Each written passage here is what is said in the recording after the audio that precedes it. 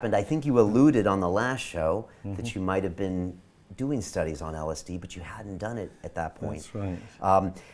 I got home that night after being at the Royal Society where I saw you speak, Amanda Fielding, Graham Hancock was there, Rupert Sheldrake was there. It was a big night. And my 12-year-old always asks me, what's a drug? And when I say what a drug is, she said, well, what's alcohol?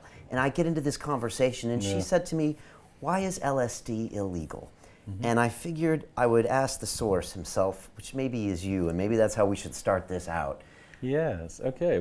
Great question. I mean, LSD, along with the other psychedelics like psilocybin, which were made illegal on the on the coattails of LSD, they're the only drugs to be made illegal because they were too politically dangerous. So these drugs were banned because they changed the way people viewed the way America was waging its war in Vietnam. And it's a remarkable story, really, because LSD was discovered in 1943. The real effects were discovered. And by the end of the 1940s, the company Sandoz that employed Albert Hofmann, who discovered it, they could see what he saw, that it was a very interesting drug for research. And for about 10 years, there was widespread use. Sandoz gave it away. They made it as a medicine, they gave it away. There were 1,000 clinical papers published. 40,000 patients, I think, were studied. There were conferences, and everyone said, this is a great breakthrough. We're really beginning to understand the brain, and I'll come to this a bit later on, beginning to use LSD to help deal with disorders like depression and alcoholism.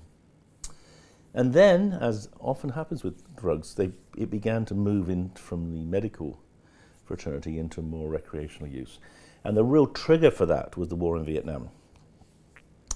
Because a lot of young men were, when conscription happened, when people were being forced, depending on their birthday, to go and fight in Vietnam, that triggered quite a backlash. And you think about it, you're an 18-year-old American guy, and suddenly, just because you happen to be born on an odd day of the month, you were going to be sent to this place which you'd never heard of until the war, to fight a war that you didn't understand, to shoot at people you would never see, be blown up or killed by them. And you thought, why am I doing this? And then there was a migration. These guys went to California and went to San Francisco, Haight-Ashbury, started taking LSD, and realized, there was a different way of viewing the world.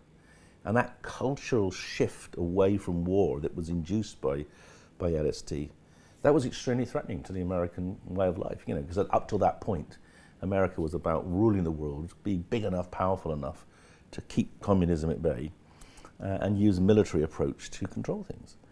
And people were saying, we don't want to do that, actually. There was this famous, wonderful protest placard, drop acid, not bombs.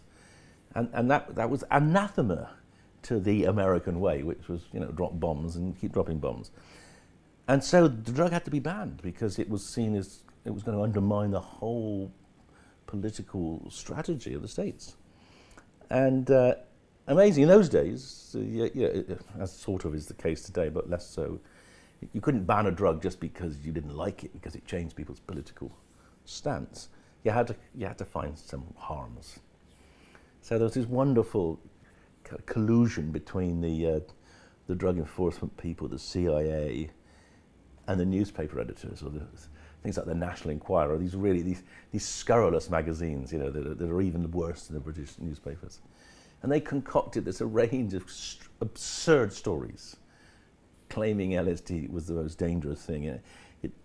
Famous one, girl gives birth to a frog after taking LSD. Absurd. You put these headlines up at the event. I did. And yeah. And they're outrageous. And everyone, I think everyone knew they were lies. But politicians could say, well, look, if newspaper editors are concerned and they're responsible people, we should be concerned. So there's a concern about the drug, so we will ban it. But the most staggering thing of all was that it was banned despite opposition from senior politicians. Bobby Kennedy, Secretary of State, unquestionably the most powerful intellectually powerful man, probably the most powerful man in America, would have been president if he hadn't been assassinated. He says to he's the boss, he says to these drug enforcement administrators, sorry, 6 months ago this drug was a wonderful invention and it was helping us understand depression. Now you're telling us it's a dangerous drug and we're going to make it illegal. Excuse me, what's happened? What's the evidence? And of course they wouldn't answer. They just kept prevaricating and trying to say, to sort of get him off the topic. And in the end he got angry. He said, look, I think you're wrong. I think that LSD used properly, in medical hands, could be a wonderful, advance. It could be very helpful. But even he could not stop it. And of course what they did, they said, oh, well, look, we're only stopping recreational use. We're not stopping scientists using it or doctors using it. But they did. In fact, since LSD was banned in America in 1967, there has never been a study on LSD in America.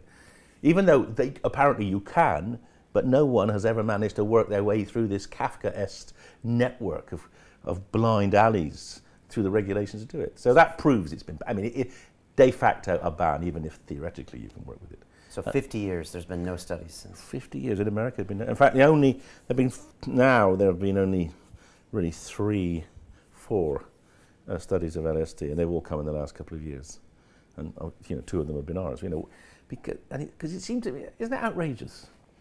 Something that was shown to be really promising as a treatment, as a way of exploring the brain, as a way of even modelling some brain disorders. It could have opened up real new avenues of insight and research. Gets banned simply because it's not, it's changing the way people vote. Continue watching this fascinating conversation for free by clicking on the link below to visit our website, learn from the best minds in the world, and connect with a community of passionate people building the best versions of themselves. Just click on the link below, and I'll see you on the inside.